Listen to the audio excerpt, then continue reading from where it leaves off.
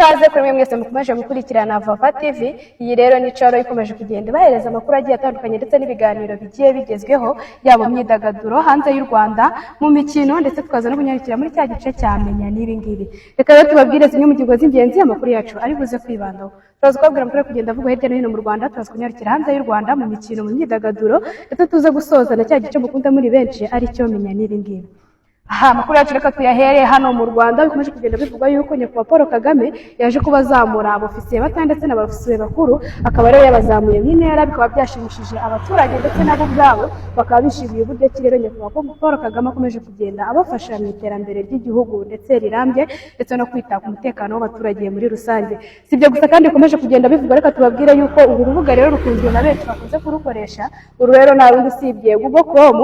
Aha rero yaje kubitangaza yuko abantu benshi bamara amasaha menshi y'umunsi bakoresha mudasobwa, rero ngo byabagoraga bitewe n'uko ngo rimwe na rimwe amashusho aba yabaye menshi, bamwe namwe niwe bamenye ko yatandukanye. Rero Google Chrome ikaba yatangaje yuko yazanye uburyo bushyashya bwo kuzajya igaragaza ayo mashusho. Ubusanzwe ubundi aya mashusho yabaga atambitse, ariko mu by'ukuri ngo ikaba yabikoze mu buryo amashusho azajya aba ahagaze, bikaza rero kuba bitera abaturage kuba bamenya uburyo ki bakoreshamo amashusho yabo, ngo cyane yuko bizajya biba byoroshye kuba bagenda bayareba.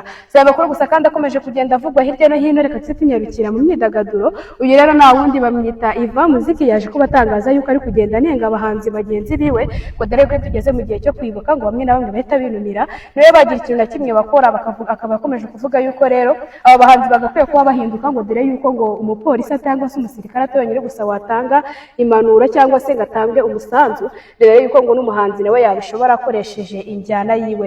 Ndetse ibyo ngibyo akaba yabivuze ku munsi yasohoye indirimbo yiwe ari kumwe n'umukunzi we Marina, akaba yaravuze yuko iyi ndirimbo rero irimo ubutumwa bwinshi bugiye butandukanye, ngo dore ko benshi banayikunze bitewe n'ubutumwa bugiye burimo. Akaba yaravuze ko yafatanyije n'umukunzi wiwe kuva ku musozo kuva ku ntangiriro kugera ku musozo. Tudateze cyane rero twakira mugenzi wanjye Jackson makuru ari kugenda avugwa hanze y'u Rwanda. Amakuru y'urimo aragenda avugwa hanze y'u Rwanda, reka tuyahere mu Burayi ndetse ni byinshi mu biragenda bihavuga cyane ku ntambara ihangayikishije isi iri mu burasirazuba bwo hagati, aho Amerika irimo irwanamo na Iran ifatanyije na Israel. Iki gihugu cya Amerika cyatangaje ko mu gihe Iran itakemera kugana inzira y'ibiganiro, igihugu cya Amerika kitazigera kihanganira na gato ko Iran yayiha umutekano. Perezida w'iki gihugu Donald Trump yatangaje ibingibi nyuma yaho byari bimaze kuvugwa ko bamaze gushyira ibisirikare bikomeye ku mupaka uyigabanyamo n'igihugu cya Iran. Mwandi makuru reka mabwire ko Benjamin Netanyahu ni minisitiri w'intebe wa Israel yatangaje ko nawe mu gihe imitwe iri mu gace ka Gaza hariya mu burasirazuba bwo hagati, naho rwose mu gihe uyu mutwe wa Hezbollah utararanduka, igihugu cya Israel itazigera gihwema kuyigabaho ibitero. Amakuru gusa kandi akomeje kugenda avugwa hanze y'u Rwanda, reka tubabwire yuko mu gihugu cya Uganda uwitwa Danizi Wayizi yaje kuba kubitwa cyane ngo ni nyinshi, ngo ubwo yari ari mu mukino wo kwigana inzira y'umusaraba wa Yesu Kristo, cyangwa se bamwe mu madini agiye atandukanye bakagenda bavuga Yesu. Uyu mwana w'umuhungu rero akaba yaje gukubita inkoni nyinshi cyane, ndetse abaganga bakaba bakomeje kuvuga yuko bamukubise mu rugero ruhambaye kandi bikaba byamuteye ingaruka zo kuba yavunika. Nibyo rero baje kuvuga ngo uyu mukino bazawukureho, ngo dore yuko wabaye ku munsi wa Pasika. Ngo umuhungu rero aka kanya tuvugana akaba atari kubasha kujya kwiga, ngo ko yigaga mu cyiciro cya kabiri cy'amashuri y'amategeko, ariko ubu ngubu rwose ngo kubera ko ari mu bitaro inyoni zimurembeje kugeza n'izi saa atarakira, bikaba bikomeje gutera impungenge zigiye zitandukanye.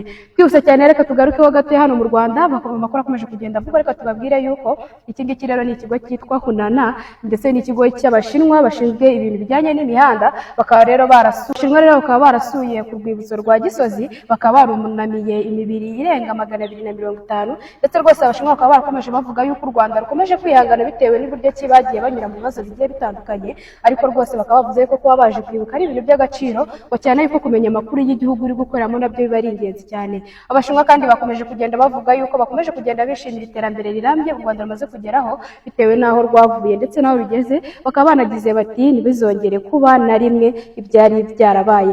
Twese cyane reka tunyarukira muri cya gice abahungu mukunda muri benshi aricyo imikino, na mugenzi wanjye Jackson ni karibu kuri mikoro. Amakuru y'imikino reka tuyahere hano ku mukinnyi wa ekipe ya PFC mwita Jibril Watara, nawe yaje ko yifatanya n'abanyarwanda bose mu bihe by'akababaro igihugu cy'u Rwanda cyagize umwaka wa 1994, akaba yifatanyije n'abanyarwanda bose kunamira inzirakarengane zaje jenoside yakorewe abatutsi, ko dore ko bibukaga ku nshuro ya 32.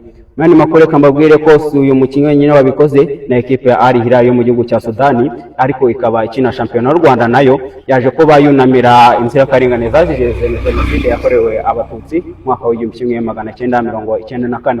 I Burayi naho n'aya makuru yarimo agenda avugwa nuko rwose ikipe ya Arsenal ifitanye umubano mwiza n'igihugu cy'u Rwanda, nacyo biciye mu bakinnyi bakinira iyi kipe mo William Timbere ndetse n'abandi bakinnyi bagiye batandukanye bifatanyije n'igihugu cy'u Rwanda naho kwibuka jenoside yakorewe abatutsi mu mwaka w'1994 bibukaga ku nshuro yayo ya 32. Isi Arsenal nyine yabikoze gusa na ekipe ya Paris Saint-Germain nayo biciye mu kapiteni wayo Vitinha nawe yaje kuba yifatanya n'u Rwanda mu bihe by'akababaro baciyemo mu mwaka w'1994. Dore ko bibukaga ku nshuro ya 32 rero urumva ko n'abasportifu nabo bibuka ndetse bakanazirikana inzirakarengane zazize jenoside yakorewe abatutsi mu mwaka w'1994. Dukomeze kwibuka kwiyubaka. Mu yandi makuru reka tubabwire yuko andi makuru kugenda avuga mu myidagaduro, reka tubabwire yuko ingu yitwa Kevin Kade yaje kubatangaza yuko nta kintu na kimwe yigeze apfa n'uwitwa Davis D, ndetse rwose akaba akomeje kugenda avuga yuko ibintu byagiye bivugwa yuko ngo yaba yarashwanye n'uyu muhanzi mugenzi we, akaba yavuze yuko rwose ari ibihango dore yuko babanye mu bihe bigiye bikomeye ndetse ngo bigeze no gufungirwa umunsi umwe. Rero uyu muhanzi akaba yatangaje yuko nta kintu na kimwe apfa nawe, nyamara uyu nguyu Davis D akaba yaraje kubabwira Akositini kuri Kiss FM agira ati njye sinzi nafitanye ikibazo nawe, ati gusa ngiye mfitanye umuntu n'ikibazo ntakimbwire, ati umutima wanjye rwose mba numva wera. Reka rero tunyarukira muri cya gice mukunda ari cyo menya n'ibi ngibi.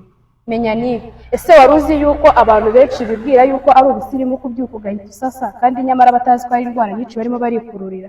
Izo rero nta ndwara zindi zirimo usibye indwara z'ubuhumekero.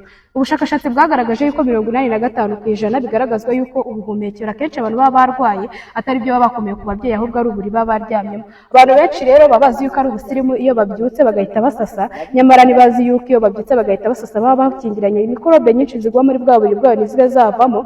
Ariko rero iki gihe iyo bagiye kuryama bikaba byabatera impungenge zo kuba barwara amasenezite ndetse n'izindi ndwara arizo asima n'izindi zigiye zitandukanye z'ubuhumekero. Ubushakashatsi bwagaragaje yuko burya wa muntu ubyukana sigashashe yagarutse agahita yongera agasasa igihe haciyeho amasaha menshi akabona kwiryamira, burya uwo muntu ngaba afite ubuziranenge bwiza kuruta wa wundi uba wayisasa. Nyamara muri benshi bakaba bazi yuko iyo umuntu abyutse agahita asasa ari byo byiza kurushaho.